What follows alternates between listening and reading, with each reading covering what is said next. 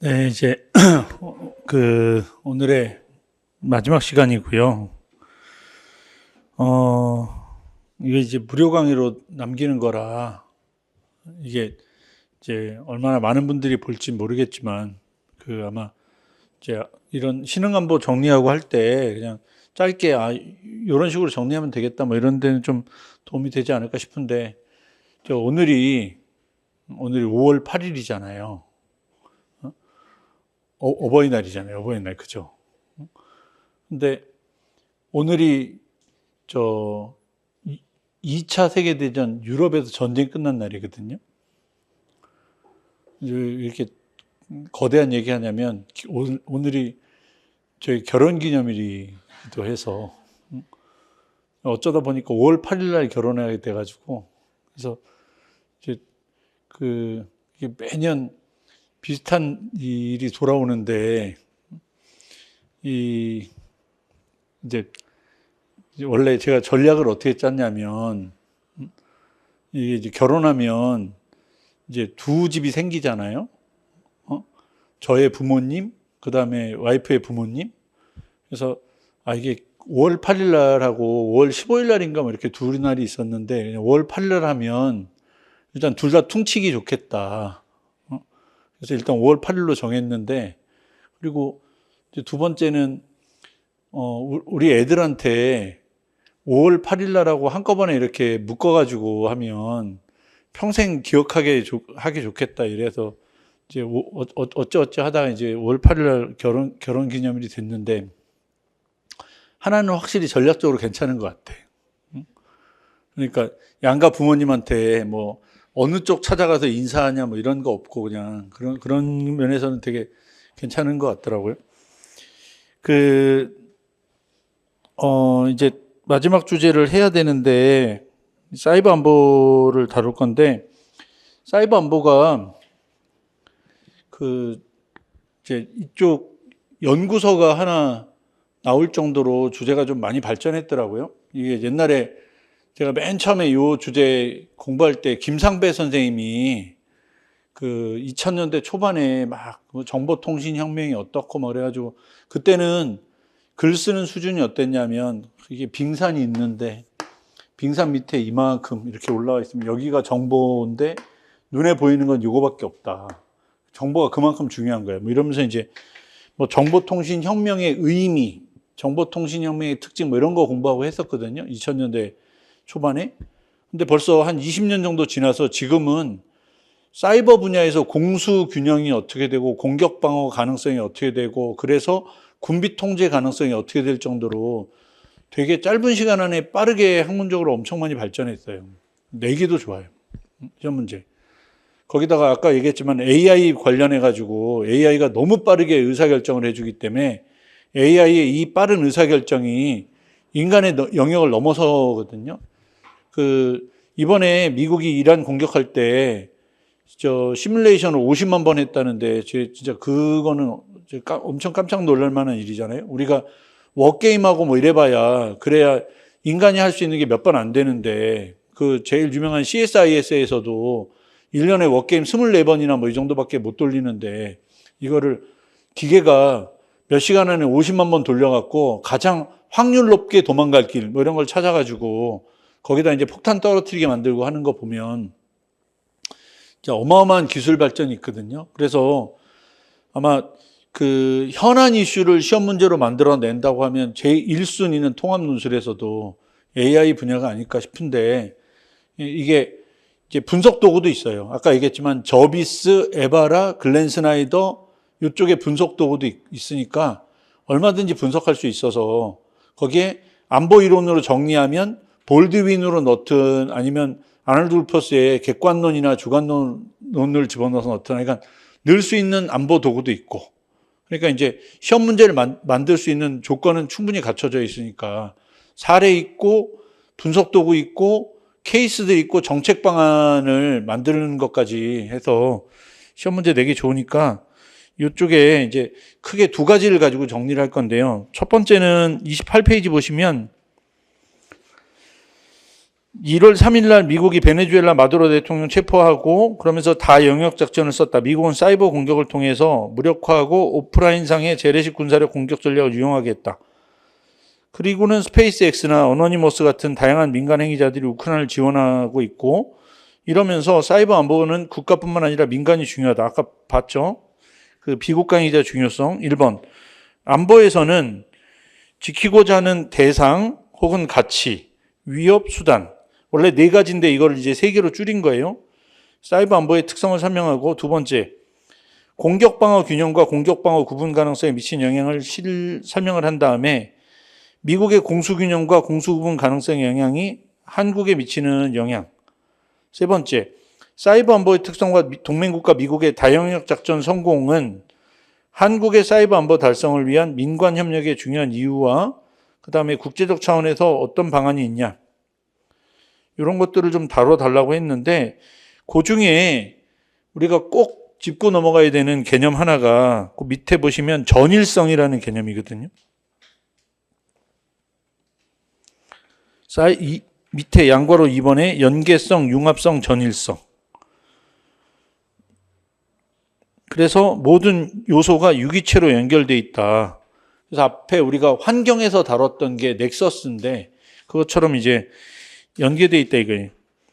사이버 안보와 전통 안보의 만남 뭐 이렇게 돼 있는데 요 책에 사이버 안보하고 동맹을 다룬 파트에 가면 되게 인상적인 비유 방법이 하나 있더라고요. 이게 뭐냐면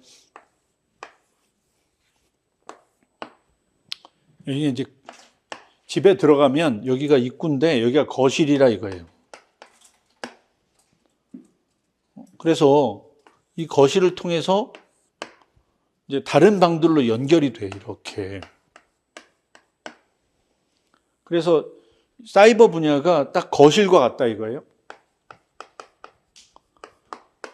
그러니까 연계성을 강조하잖아요. 그러면 거실은 다른 공간을 연계해주는 공간이에요. 다시 얘기하면 사이버 안보 자체가 중요한 게 아니고 사이버 안보를 이용해서 일단 상대의 눈과 귀를 이제 작동하지 않게 만든 다음에 그 다음에 어떻게 해요? 재래식 무기로 공격해. 그래서 여기 재래식 무기나 뭐 이렇게 연결한다 이거예요. 그래서 거실에 어떤 기능을 강조하냐면 연계성을 강조하는 입장이 하나 있고 나중에 이따가 사이버 전쟁에서 이거를 뭘로 배울 거냐면 사이버 공격은 재래식 공격에 종속돼 있다. 재래식 공격이 주고 플러스 사이버가 보조 역할을 한다. 이게 이제 종속성이거든요. 근데 두 번째는 아니 그냥 거실에 있을 수도 있잖아요. 이렇게. 그러면 거실 자체로서도 의미가 있다. 이게 요 반대쪽에 독립성을 가지고 설명하는 거예요. 사이버 자체가 나름대로 이제 자기가 원하는 목적을 이루는데 의미 있다 이거예요. 아까 설명했던 우크라이나에서 비싼 고급 자동차가 벤틀리 같은 자동차가 제일 많이 팔리는 3번째 나라다라고 거짓 정보를 흘리면 그 거짓 정보가 예를 들어서 제가 듣기로는 그게 KBS인가 MBC에서 아마 방송으로 나왔나 보더라고요. 그럴 정도로 이제 잘 걸러내기 어려워서 공중파까지 탄다. 이럴 정도가 되면 그러면 이제 심리전에 엄청 영향을 많이 미쳐요. 그러니까 이게 심리전에 영향을 미친다. 그 시험 문제에 대놓고 내진 않을 건데 2010년에 미국이 이란을 스톡스넷으로 공격했거든요. 이제 바이러스 프로그램을 만들어서 이란의 핵시설을 막 공격했단 말이에요. 근데 그 공격할 때 우리가 생각할 때 들어가서 컴퓨터를 먹통을 만들거나 며칠 동안 이게 작동을 못하고 새로운 이제 그 백신 가진 사람들이 들어와서 이걸 이제 다시 작동시키고 뭐 이랬을 것 같은데 요것도 공격을 해가지고 이게 불이 나요. 그러면 이제 물리적 피해를 가져오게 만들어요. 그래서 이제 이게 그냥 온라인상에서 이 서버가 다운되고 하는 게 문제가 아니고 프로그램 자체를 태운다거나 뭐 이런 식으로 이제 공격을 하거든요. 그래도 뭐만은 못하냐. 미사일 맞아갖고 시스템 전체가 다 마비되는 것만은 못해요. 그러니까 이제 그걸 두고 여기에 부분적으로 종속되어 있느냐 아니면 그냥 그런대로 나름대로 의미를 가지냐 이런 걸로 쓰는 거예요. 이게 이제 그 사이버 공격이나 사이버 무기가 갖고 있는 속성의 이제 특성 갖고 이제 설명하는 거예요. 그 다음에 넘어가셔서 사이버 전쟁하고 물리적 전개가 연계되어 있고 그러다 보니까 이제 여기에 관심 있는 사람들이 많고 다음 페이지에 사이버 공격하고 민간이 연결돼서 아까 얘기했던 행위자가 많아지니까 케이스 스터디하기 좋고 그다음에 5번째는 사이버 억지가 되게 중요하게 됐다. 이거는 조금 이따가 사이버 전쟁에 더 설명해 드리고 그다음에 이제 동맹 문제가 생겼는데 트럼프 시기에 크린 네트워크를 만들려고 하는 미국과 그다음에 글로벌 데이터 안보 이니셔티브를 만들려고 하는 중국으로 나눠져 다퉈요. 그 밑에 우크라이나 전쟁에 대해서 조금 정리해 놨으니까 한번 참고해 보시고 팔란티어가 중요해서 이번에 책에 팔란티어 넣어놓은 것도 참고해 보시라고 넣어놨고 31페이지 사이버 안보의 특징 중에 첫 번째 공격성이 굉장히 강하고 그 다음에 공수 구분이 안 되고 이중 용도 품목이 되게 강하다. 우주나 여기나 지금 다 마찬가지인데 이중 용도 품목이 강하고 사이버 분야에서 특히 제일 이제 문제가 되는 게 이거 어트리뷰션. 아까 전일성하고 어트리뷰션하고 이 키워드가 중요하니까 어트리뷰션은 근본적 원인이 어딘지 찾기 어려운 걸 어트리뷰션이라고 하거든요.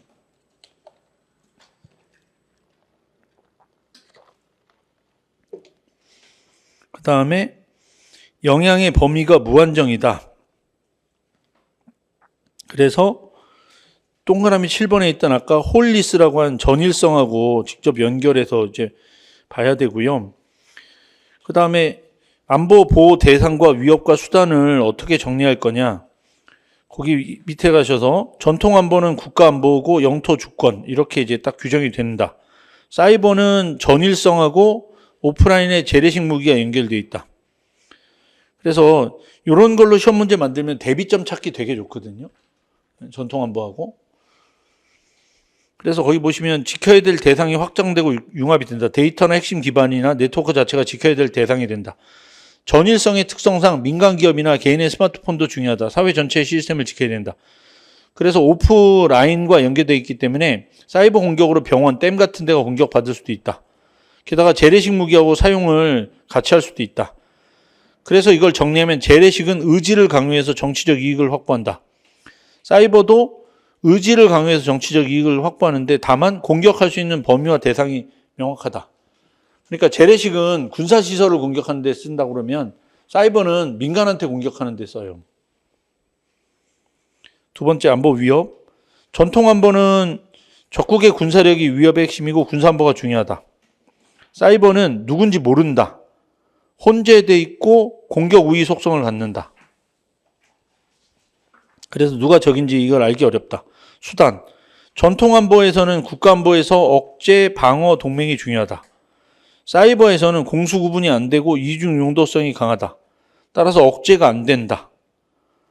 그래서 아까 봤던 전통 안보가 가장 극단적으로 위험했을 때가 냉전 시기인데 냉전 시기가 오히려 위기가 안정적으로 관리가 됐거든요. 군비 통제로.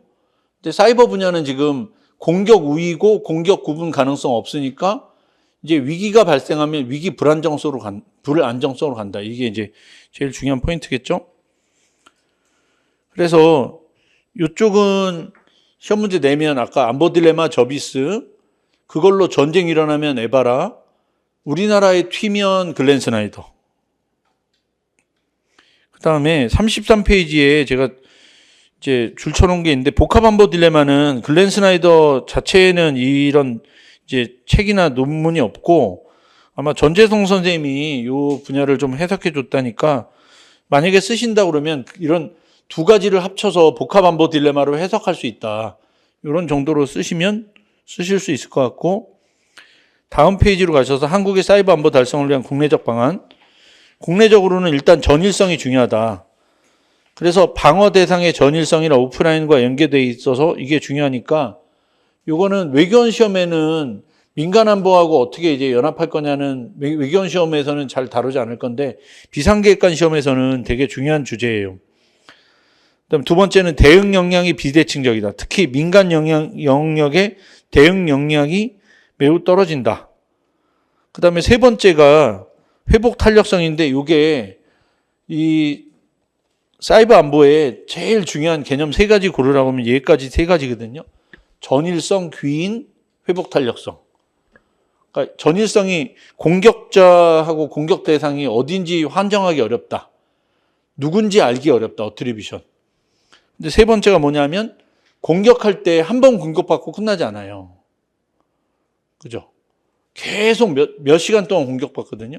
그러면 그때 이제 이거를 서버를 계속 살려가면서 어떻게 방어해내느냐가 중요하니까 여기 회복 탄력성이 매우 중요하다. 그 다음에 요즘엔 잘 안 썼는데 요 AI 때문에 많이 쓰게 되는 게 이제 스핀 온 이펙트하고 스핀 오프 이펙트인데,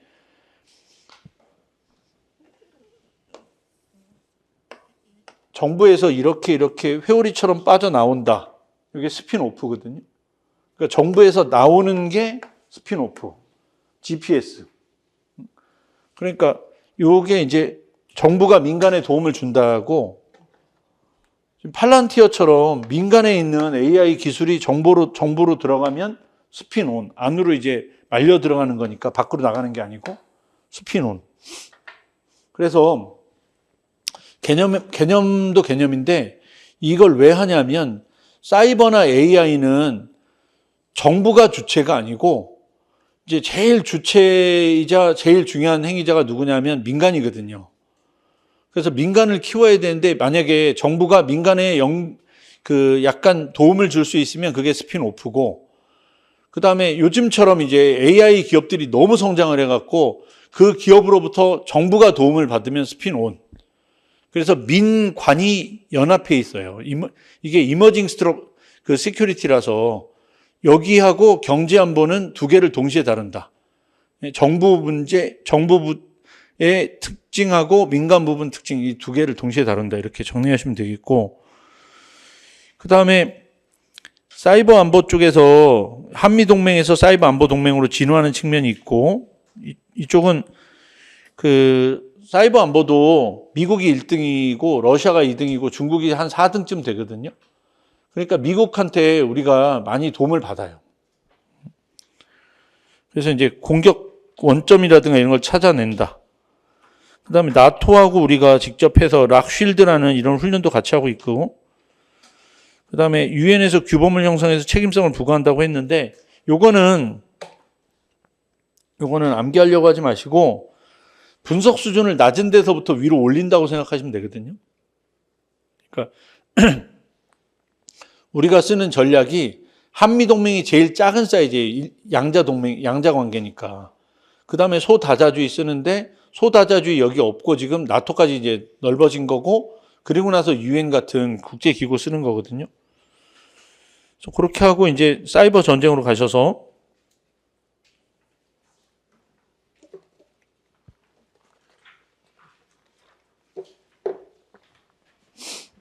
세 가지 쟁점만 정리해 드릴 테니까.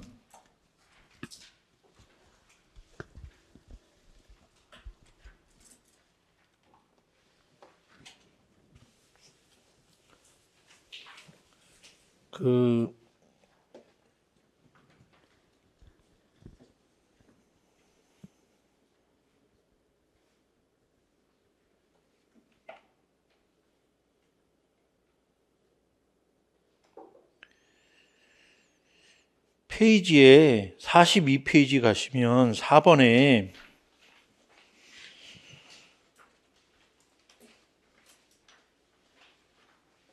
(2000년부터 2021년) 사이에 총 양자 공격이 425번 있었는데,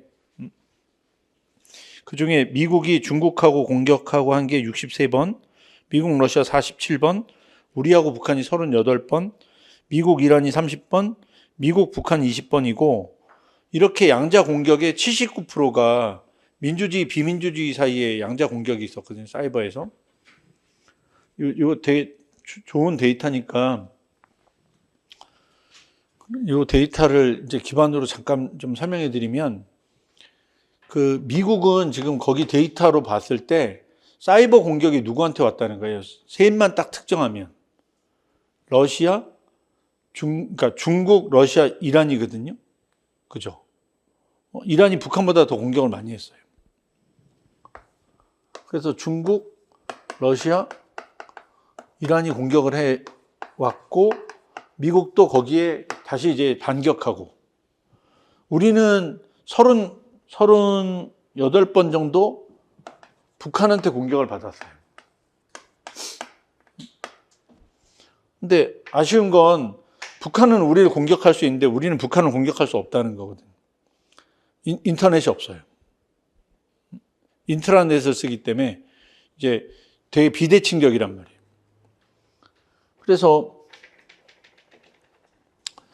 2011년에 중요한 사건 중에 하나가 2011년에 미국이 뭘 했냐면 사이버전을 전쟁으로 규정하고 여차하면 사이버 대응하는 것뿐만 아니라 재래식으로도 대응하겠다고 했어요. 이걸 교차 억지라고 해요. 교차 억제. 이게 이제 세 가지 얘기할 건데 세 가지 중에 첫 번째인데 이게 상대방이 지금 나를 어디서 공격하는지 알 수가 없어서 그걸 귀인을 찾아가야 되는데 지금 예를 들어서 한국을 막 공격하는데 북한 애들이 공격하는 건 확실한데 북한 애들이 IP를 여러 군데 돌려가지고 공격을 해가지고 원점을 찾았는데 그게 스웨덴이나 뭐 이런 데서 이제 공격할 수도 있거든요. 그러면 우리가 기존의 억지는 어떻게 되어 있냐면 억지 논리가 우리가 있고 공격자가 있으면 공격자가 우리를 공격해요. 그럼 바로 어떻게 알아요? 어트리비션이 누군지 알아요. 그런 다음에 즉각적으로 우리한테 있던 이격 능력을 사용해서 얘한테 공격을 해요. 공격할 때 어디를 공격해요? 고가치 표적을 공격해야 돼요. 참기 제일 어려운 거. 그래서 옛날부터 제일 많이 쓰는 전략은 그냥 도시 폭격해버리는 거거든요. 그래서 몇백만 명을 죽여요. 그래서 다시는 도발하지 않게 만들어요. 근데 요 지금 구조는 지금 누가 공격을 해서 그 최종 지점이 어딘지를 찾기도 일단 어렵고 어트리비션 찾았어요. 근데 스웨덴의 어느 도시에서 북한 해커가 지금 막 공격을 하고 있는데 그렇다고 우리가 스웨덴에다 폭탄을 떨어뜨릴 수가 없잖아요. 그죠? 왜냐하면 공격자가 있는 위치하고 그 국가가 안 맞아요. 고가치 표적을 공격할 수가 없어요. 그러니까 뭐가 안 돼? 억지가 안 돼. 이해 되시죠? 그래서 이게 억지가 안 되니까 미국이 한 게 뭐냐면 일단 공격이 되면 미국은 세 나라를 딱 특징해요. 너네가 공격한 거예요. 우리도 북한이 공격했다고 특정해요. 그냥 아무나 공격하진 않아요. 그러니까 북한이 공격했다고 특정하고 그 다음에 이제 찾는 거예요. 그 다음에 이제 얘가 공격하면 사이버로 대응을 하거든요. 근데 만약에 예를 들어서 북한이 체계적으로 북한의 어떤 특수한 부대가 체계적으로 공격을 해요. 예를 들면 저 라틴 아메리카의 어떤 나라에 가고 얘네가 막 이제 인터넷을 이용해서 공격을 해요. 근데 보니까 아무리 봐도 이게 북한의 체계적인 공격인 것 같아요. 그러면 우리는 억지를 어떻게 하냐? 공격은 라틴 아메리카에서 날라오는데 북한 군대를 공격하는 거예요. 고가치 표적을. 그래서 도발 못하게 만드는 거예요. 왜냐하면 이게 얘네가 했을 거라고 일단 찝어서 그렇게 하는 거거든요. 그래서 첫 번째 이 사이버 전쟁에서 제일 지금 쟁점이 뭐냐면 옛날에 기본적인 그 억지 전략이 안 먹히기 때문에 이렇게 하거든요. 교차 억제라고 해서 사이버 공격하면 원래 사이버로 응징해 줘야 되는데 사이버로 공격했을 때 재래식으로 응징할 수도 있다.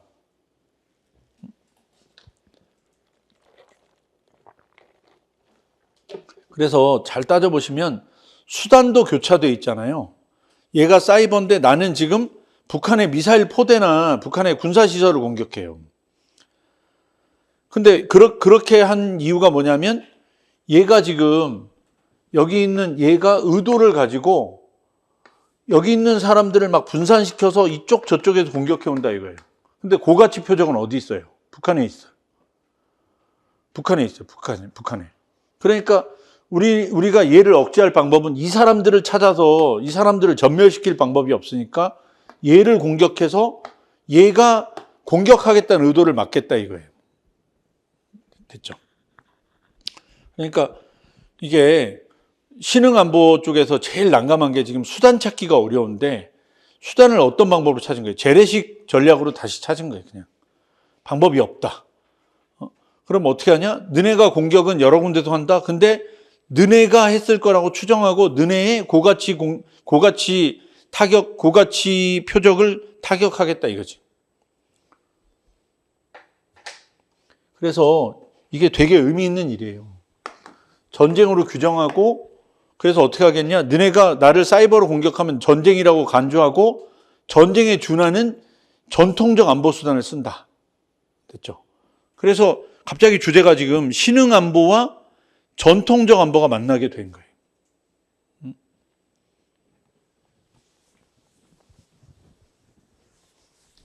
그 다음에 두 번째 주제는 이제 A가 B를 사이버로 공격을 했는데 사이버 공격이 생각보다 파괴력이 그렇게 크지 않아요. 아까 얘기했지만 막 버티면서 방어해내면 피해 복구하는데 그렇게 오래 시간이 안 걸리거든요. 그러니까 여기에 집중해서 이게 하얀색이 사이버 공격이면 사이버 공격이 너무 미약하다. 그러니까 하얀색 공격력이 약하니까 어떻게 하냐? 얘는 무조건 재래식에다 섞어 쓴다. 그래서 재래식이 주고 얘가 종속돼 있다. 그 베네수엘라하고 이란 사례 생각해 보시면 돼요. 미국이 이란하고 베네수엘라 공격할 때 사이버로 공격해서 얘네를 먹통으로 만든 게 아니고 사이버로 공격한 다음에 거기다가 이제 폭탄을 떨어뜨려서 아예 근본적으로 레이더 시설이나 이런 게 작동하지 않게 만들었거든요. 그러니까 소프트킬이라고 하는 해킹해갖고 얘를 망가뜨리는 거하고 이제 폭탄을 떨어뜨려 망가뜨리는 것 중에 뭐가 확실하냐? 아직은 폭탄이 확실하다. 그래서 이게 이제 종속성이고 아까 얘기한 대로 근데 무기처럼 쓰는 건 어렵지만 사람 머릿속에다가 심리를 바꾸는 건 충분히 가능하다. 그래서 독립성은 뭐냐면 이게 심리전에 사용한다 이거예요. 그래서 제가 만들어 놓은 문제에 사례를 러시아 우크라이나 사례를 썼는데 처음에 전쟁은 이렇게 시작을 했거든요. 종속성으로. 하다 보니까 지금 이렇게도 쓰여요. 심리전 용어로 쓰여요.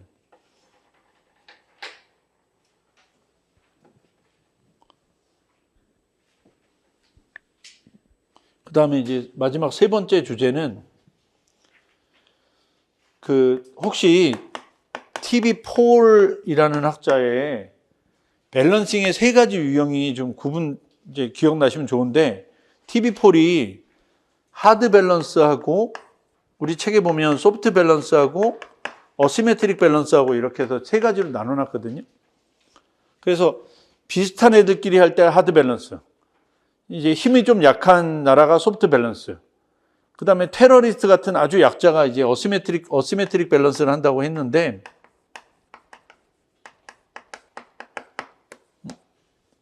요거에 이제 좀 이거 차가 나면 어시메트릭 밸런싱이 누구를 상대로 하냐? 약자가 강자를 상대로 해요. 근데 TV4를 썼을 때는 주로 뭘 했냐면 테러리즘 갖고 있거든요. 근데 사이버 안보하고 연계되면 사이버 안보하고 테러리즘하고도 할 수 있고 사이버 안보로 공격한 다음에 재래식 무기로 공격하는 방법을 쓸 수도 있어요. 그래서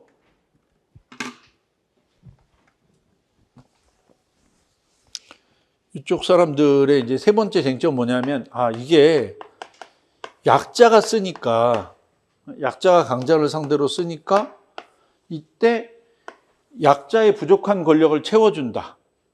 그래서 그러니까 우리가 좀 단순하면 약자한테 굉장히 유용한 자원이다 이거예요. 근데 이게 반대 입장은 뭐냐면, 아니, 근데 강자가 쓸 때 더 효과적이다. 약자가 쓰는 게 아니고. 그래서 강자가 사용하는 게 더 효과적이다. 미국이 베네수엘라 공격할 때 베네수엘라 갖고 있던 레이더 체계가 대공무기가 중국 거하고 러시아 거거든요. 근데 무용지물이 됐어요. 근데 이번에 이란 공격할 때도 중국이 가져다 준 대공무기 체계가 무용지물이 됐어요. 그러니까 이런 걸 보면 강자가 사이버 공격하거나 우주를 같이 이용하는 다영역 작전을 해가지고 상대방을 무력화시키면 아예 이제 쓸모가 없게 된다. 이렇게 되겠죠? 그래서 요걸 좀 기억하시고, 혹시 이쪽은 우리가 이제 공부하다 보면 아레긴 톱트라는 이안 아레긴 톱트라는 학자가 약자가 강자를 상대로 해서 승리할 때 유일하게 승리하는 전략이 뭐냐? 강자는 직접 전략을 짜고 약자는 간접 전략을 짜면 이겨요. 그래서 막 전쟁 오래 끌고 게릴라 전쟁하고 그다음에 동기가 강하니까 끝까지 버티면 싸우면 이긴다 이렇게 되놨거든요. 근데 그 사람도 뭐라고 했어요? 그 사람도 둘 다 똑같이 비대칭 전략자잖아요. 그럼 누가 이기냐? 강자가 이겨요.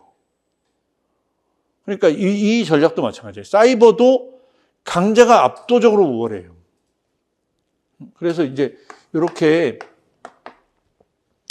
이제 세 가지 이런 입장이 있거든요.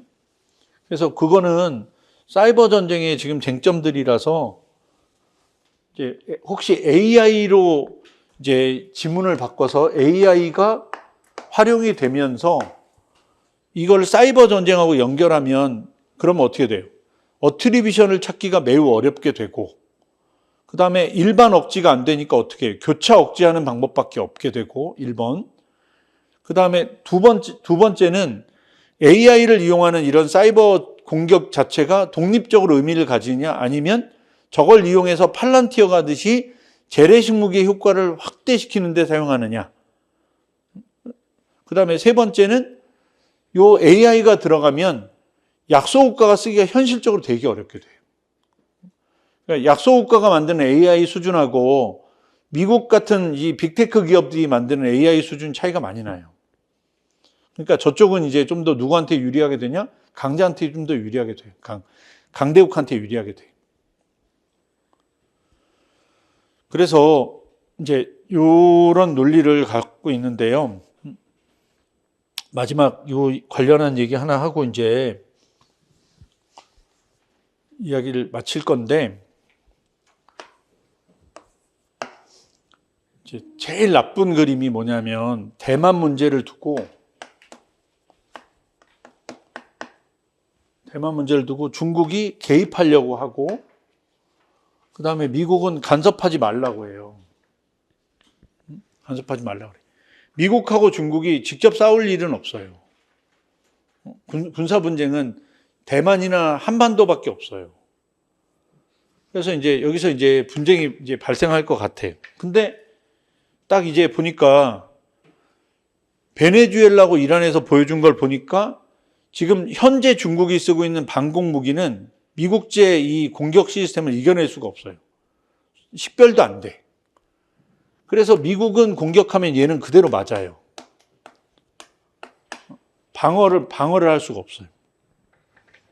그러면 우리가 배운 대로 디터런스라는 게 두 가지인데, 디나이얼을 하거나 퍼니시하는 거잖아요. 사이버로 공격해서 이제 중국제 이 사이버 시스템 망가뜨리잖아요. 위성 망가뜨리고 GPS 망가뜨리고, 그러니까 베이더호 망가뜨리고, 그 다음에 중국제 이 사이버 시스템 망가뜨리잖아요. 그러면 일단 디나이얼이 아예 안 돼. 그죠? 근데 얘도 안 돼. 왜냐면 이격을 날려야 되는데, 이격을 날리려면 위성이 정보를 줘야 되는데 위성이 지금 먹통이 됐어요. 본국하고는 연락도 안 돼. 그러면 얘네가 갖고 있는 무기 체계가 다 먹통이 돼요. 싹 다. 그러면 지금 얘는 일격, 이격 아무것도 안 돼요. 그냥 미국이 공격하는 대로 계속 이제 공격받는 그런 이제 신세가 되는 거거든요. 요 상황이 되면 상호, 그래도 나는 이격이 있으니까 상호 확실하게 파괴할 거라고 얘가 믿을 거니까 도발 안 할 거야. 이런 믿음이 싹 깨져요. 그러면 위기 안정성 모델이 다 날아가요. 핵억지라는 게 아예 근본적으로 부정돼. 그러면 다시 미국이 공격할 게 명확하다. 일단 나는 대만을 공격할 거고, 대만을 공격하면 미국이 먼저 와서 공격할 건데, 미국 공격을 받으면 우리는 사이버 시스템이 완전 먹통이 돼서 몇 날 며칠이고 우리는 전쟁 수행 능력이 이제 없다. 이렇게 생각하면 얘는 뭐부터 해야 되냐? 미국부터 공격해야 돼요. 근데 미국부터 공격할 때 제일 먼저 어디부터 해야 돼요? 위성부터 공격해야 돼요. GPS부터 공격해요. 그리고 해킹해야 돼요. 그러니까 이게 지금 신흥 안보에 제일 중요한 거 아니에요? 우주 안보에다가 AI 안보에 사이버 안보. 여기가 지금 공격받기 딱 제일 좋은 포인트예요. 요거 설명하는 게 use it or lose it. 요렇게 된다고 전제하면 바로 이제 뭘로 개념 정의해 줘야 돼요. 프리엠션이 이제 안 되면, 프리엠션이 안 되면 프리엠션 당한다. 상대가 선제 공격하면 나는 무력화되고 내가 선제 공격하면 상대를 무력화할 수 있다. 이렇게 되고 요걸 에바라, 반 에바라 개념으로 치면 점핑 더건이 작동해요. 그죠? 그래서 아까 맨 첫 번째 시간으로 돌아가잖아요. 그러면 요 프리엠션이 작동해서 안 해도 되는 전쟁을 한 역사적인 제일 유명한 사례 1차 대전하고 똑같이 되는 거예요. 지금 우리가 생각하는 신흥안보 다루는 사람들이 생각하는 제일 나쁜 그림이거든요, 이게. 이제 공격하면 먹통이 된다. 먹통이 되기 전에 먼저 쓴다. 근데 이거는 중국만 그런 게 아니고 북한 시스템도 마찬가지예요. 공격받기 전에 무조건 이렇게 어렵게 만든 걸 한 번은 쓴다. 됐죠?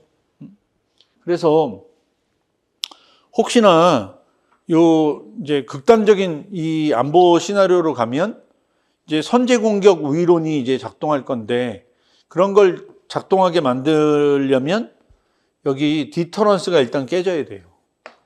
근데 사이버나 우주나 이쪽은 먼저 공격당하면 눈하고 귀가 일단 다 날아가 버리는 거라서 그 상태에서 이제 전쟁을 해야 되니까, 그러면 use it or lose it이고, use it or lose it은 프리엠션으로 연결되고, 프리엠션이 되면 위기 불안정성이 조성된다. 그럼 이게 지금 제일 전체적으로 된 큰 틀이에요. 그러면 요렇게 다루면 우주 안보, 사이버 안보, AI 안보, 요게 지금 싹 다 한 그림이 되는 거예요. 근데 AI가 지금 이런 상황에서 뭘 해줄 거냐? 위기 상황이 되려고 할 때 계산을 막 때려주겠죠. 중국이 언제 공격할 거고 어떤 수로 공격할 건지 먼저 계산해주고, 그러면 AI가 뭐부터 할 거냐면, 자, 그럼 우리가 먼저 쳐야지 하고 이제 치게 만들 건데, 그거를 인간이 계산 결과를 그대로 믿고, 아, 그래, 우리가 살려면 먼저 공격해야 돼 하고 믿고 공격하면 1차 세계대전에서 슐리펜 계획 따라서 간 사람들이나 AI 따라서 간 사람들이나 크게 다른 건 없는 거예요. 그래서 요 주제가 지금 제일 이제 핫한 이슈니까 이걸 좀 보시고, 그 43페이지, 자료의 43페이지로 가시면 이제 사이버 안보 쪽에 동맹과 관련한 것 요약해 놓은 게 있고, 사이버 전쟁 관련해서 요약한 게 있고, 사이버 공격 관련해서 요약한 것들이 있는데, 요거는 동맹이나 그 다음에 그 이쪽 그 공격 이쪽은 개념 단위 중심에서 조금 봐주시고요. 그 다음에 사이버 동맹 쪽에서는 좀 눈여겨볼 만한 게, 이게 이제 내적인 부분과 외적 부분을 되게 중요하게 생각하거든요. 그래서 사이버 공격 관련해 가지고는 외적으로는 억지 전략을 짜는 게 되게 중요하다. 내적으로는 규범을 만든다. 내적으로는 규범 만든다. 이게 중요하니까 어디를 보시냐면 그러면 거기에 43페이지에 2번의 대내 기능 부분을 좀 열심히 봐두시고 그 다음에 사이버 전쟁 3장은 아예 문제로 만들어 놨으니까 문제에 있는 도구들을 설명하실 수 있으면 충분히 여기 있는 내용들은 충분히 이제 써먹으실 수 있을 거예요. 그리고 사이버 공격에 있는 그 사이버 생태계 프록시 활용하고 뭐 공격의 세 가지 스펙트럼의 사이버 범죄가 있고 테러리즘 있고 간첩 있고 이거는 여러분이 써야 되는 도구가 아니고 제시문에 나올 개념들이니까 이런 개념들이 낯설지만 않게 만드시면 문제 푸는데 하등 애먹거나 하게 하진 않을 거예요. 그래서 이제 오늘 이야기를 좀 전반적으로 정리하면 요즘에 뜨고 있는 주제가 신흥안보고 신흥안보는 맨 앞에 다뤘지만 이머징하고 있는 주제라 어디로 갈지 모르겠다. 불안하다. 그러니까 연구자들도 불안하고 그다음에 정책 결정자들도 불안하니까 다 같이 지금 이게 지금 어디로 가고 있는지에 대해서 엄청 열심히 연구하고 있고 그다음에 규범이 없다. 신흥안보의 두 번째 특징이.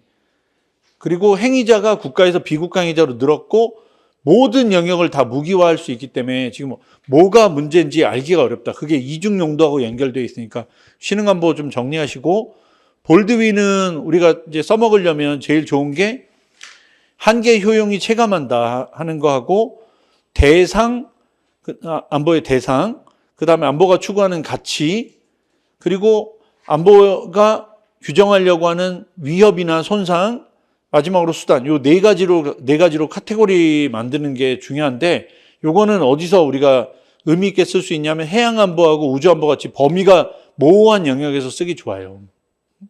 사이버 안보도 마찬가지겠지만. 그래서 볼드윈 그거 정리하시고 울퍼스한테는 객관론, 주관론 나눠서 정리하시고.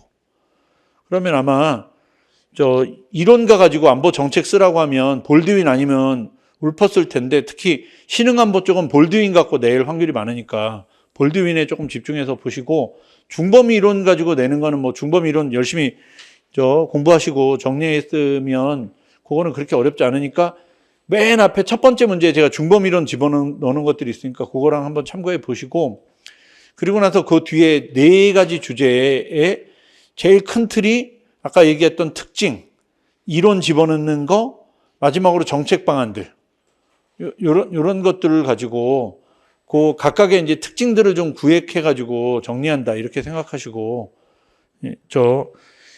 보시고 아마 이제 올해 시험 보러 가시는 분들은 특히 통합논술 보러 가시는 분들은 지금 5월 달이니까 요 관련된 자료나 내용을 한두 번 정도 더 보시면 전반적으로 이제 여기 중에 내가 갖다 쓸 만한 것들이 어떤 게 갖다 쓸 만한 건지 뽑아낼 수 있을 거예요. 그러니까 세 개로 뽑으면 되는데 하나는 신흥안보의 특징, 두 번째는 볼드윈, 세 번째는 네 가지 안보에서 제일 쟁점이 되는 개념들하고 이걸 이제 전체적으로 어떻게 풀어갈 건지 이거니까 그거랑 아까 설명했던 거에 맨 마지막 해양안보 뒤쪽에 가면 그 제가 적어놓은 거 중에 그 내부 통제하는 방법하고 외부에 대응하는 방법들 이렇게 틀 만들어 놓은 거 있으니까 이런 거를 좀 적극적으로 답안에 쓸 수 있게 그 논리를 좀 만드시면 아마 이게 좀 유용한 자료가 되지 않을까 싶어요. 그리고 짧게 설명하느라고 뒤에 논문 요약한 건 다 안 봤는데 요런 내용들이 있다 정도로 봐두시면 되지 뭐 그거 암기해가지고 글 쓰거나 할 일은 아닐 것 같고 그 다음에 통합논술 주제 쪽으로 주로 나올 건데 통합논술에는 지문들이 있으니까 혹시 우리가 약간 놓치더라도 지문에 있는 것들을 잘 걸러가지고 쓰면 되니까 통합논술 준비할 때는 그게 크게 문제는 안 될 것 같고 대신에 이게 제시문이나 지문이 좀 많아지면 헷갈리니까 그때는 지금 이 사람이 묻고자 하는 게 이론인지 특징인지 정책 방안인지 하여간 요거를 최대한 단순화해서 빨리 이 단순화된 거에 우리가 배웠던 이론들을 집어넣어갖고 분석한다. 그게 아마 이 문제 푸는 때 그래도 좀 유용한 전략이 되지 않을까 싶네요. 그러면 이걸로 한국 안보 이해하고 사이버 안보 쪽 주제 정리하는 특강은 이걸로 마무리 짓도록 하죠. 예, 수고하셨습니다.